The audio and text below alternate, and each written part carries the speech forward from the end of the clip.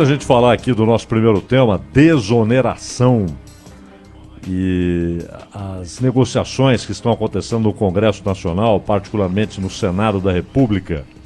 Vamos lembrando que hoje, 7 de setembro, inclusive de manhã, nós ouvimos aqui o diretor do Museu do Ipiranga, e ele falando sobre a reforma, as mudanças e modernizações que estão acontecendo, obviamente com vistas à reabertura que deve acontecer, é óbvio, em 2022, ano do bicentenário. E eu estava até me lembrando, Ronald, do Sesc Centenário, quando até o futebol teve eventos por conta dos 150 anos da independência, né? E o interessante é que a independência brasileira, ela difere de qualquer outro país, pela maneira como aconteceu, pelas circunstâncias que determinaram aquele movimento e aquele instante, aquela decisão de Dom Pedro I, porque os outros países da América do Sul, os países que haviam sido colonizados pela Espanha, eles tiveram movimentos de independência, né?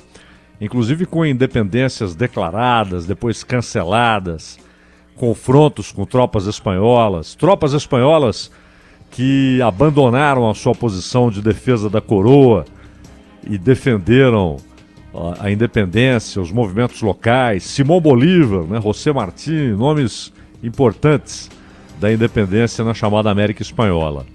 Os Estados Unidos fizeram a sua guerra de independência, inclusive com apoio da França, para se libertarem do domínio da coroa britânica. E tiveram então a sua carta de independência, né? Daí o 4 de julho, e depois as 13 colônias que dão início a uma nova nação, um novo país, a um novo Estado. Lembrando que lá a sociedade civil antecede a formação de um Estado independente, né? Ela precede o Estado independente, é muito interessante. O Brasil não. E você tem outros exemplos, como Canadá, Austrália, que ainda hoje tem como chefe de Estado, nos dias atuais, a rainha da Inglaterra, ou futuramente o rei da Inglaterra, mas que, claro, são inteiramente independentes, fazem parte da comunidade britânica, mas têm seus próprios governos, totalmente independentes, é óbvio, né?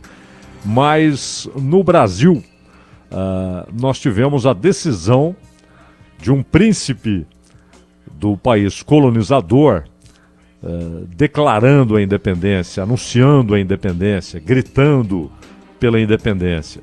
E isso, claro, tem a ver com o que acontecia em Portugal naquele momento, né? Então, os outros países da América do Sul foram se tornando repúblicas, saíram do domínio da coroa espanhola e começaram a fundar repúblicas, obviamente independentes.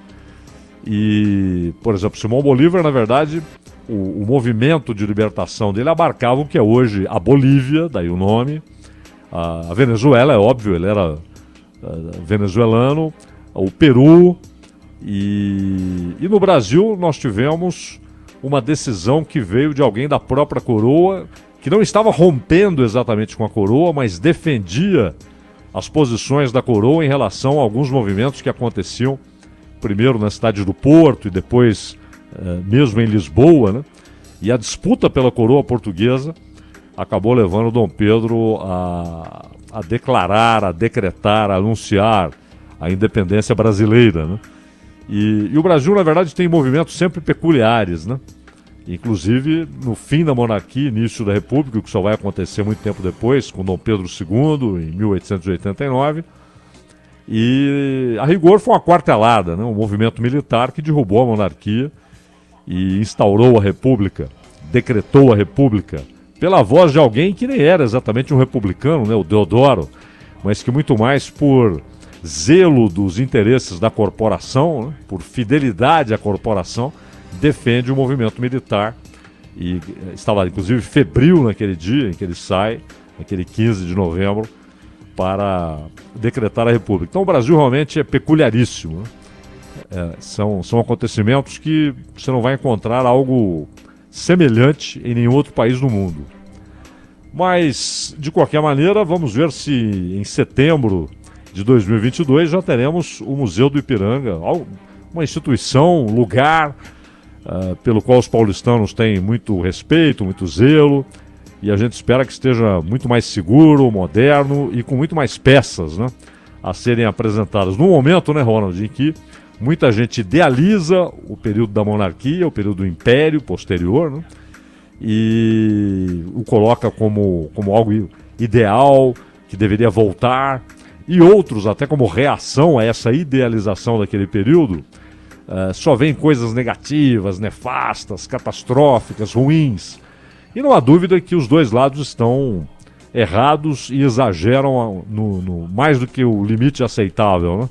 Então, até por isso é interessante que as pessoas, quando tiverem tempo, se debrucem sobre o assunto e vejam que a monarquia, assim como a própria república, ela teve defeitos, qualidades, teve virtudes, cometeu crimes, como aconteceu também na República, né? Mas é muito interessante e importante que os brasileiros conheçam a própria história, até para deixarem de imaginar que a volta do passado é a solução ou que o passado é inteiramente negativo, né, Ronald? E seria muito legal também, Zaida, que São Paulo cuidasse bem da história nacional também, né? Porque é inconcebível que o Museu da Importância do nosso Museu do Ipiranga fique tanto tempo fechado, né? E que tenha apodrecido com o tempo. O Rio de Janeiro, com todos os problemas que tem, cuida melhor da nossa relação com a história, daquilo que aconteceu com o nosso país desde o Brasil Colônia. Então você tem inúmeras oportunidades na cidade do Rio de Janeiro de, em poucas horas, conhecer uma parte importante da história do Brasil, e está tudo lá para ser visto. Não está fechado com tapume. Não que o Rio de Janeiro seja exemplo para tudo, até porque o que aconteceu com o incêndio do Museu Nacional, claro, é uma coisa lamentável para a nossa história e sem precedentes e irrecuperável, mas é muito mais fácil. Tudo bem, o Rio de Janeiro foi capital, né? E é por isso que por lá tantos prédios históricos estão à vista de todas as pessoas que andarem principalmente pelo centro do Rio, pela região do Catete, enfim. Mas São Paulo, por ser a maior cidade do país, tem todas as condições de valorizar um pouco mais a nossa história também. Deve, sem dúvida. Por isso a gente espera um museu bem melhor, mais seguro e com manutenção, né? Com manutenção para que não ocorra de novo o problema que aconteceu, e já são quantos anos, Ronald? 7 anos? Fechei, exatamente. E ainda com mais 2, se tudo der certo, né? Com mais 2 pela frente, se tudo der certo, para ser liberado em 2022.